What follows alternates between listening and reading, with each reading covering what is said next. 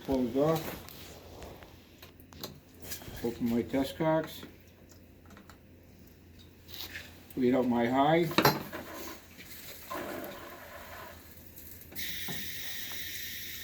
Lead out my low. That's just a spit right there. That's not a complete discharge. Okay, and I have a differential of 9.2.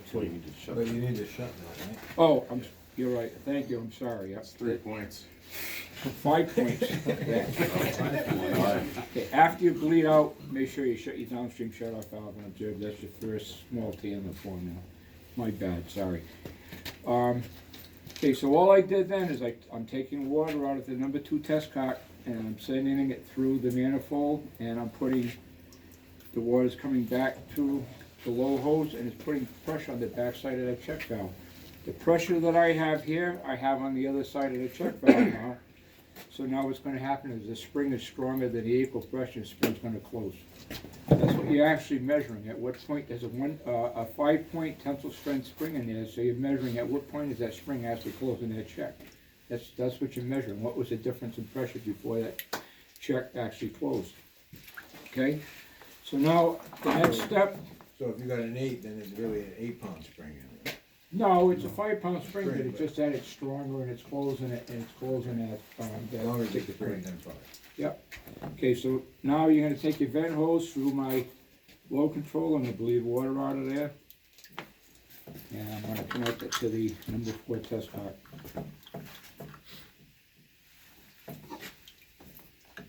I'm gonna open up my number 4 test cock. Now, the first big T after the 5, we did the small T when I was supposed to close this off. That's a small T. We did the 5 by testing the differential in the first check. So now I want to do the first big T on the formula. I'm going to test the tightness of the second check. And how I do that is I'm taking water out of the number 2, sending it through my test kit, and I'm putting pressure against the back side of the second check. I'm not testing for differential pressure right now, just for tightness of the second check. So when I apply water, pressure to the back of that second check, I'm getting a discharge. So that's telling me my second check is failing. Okay?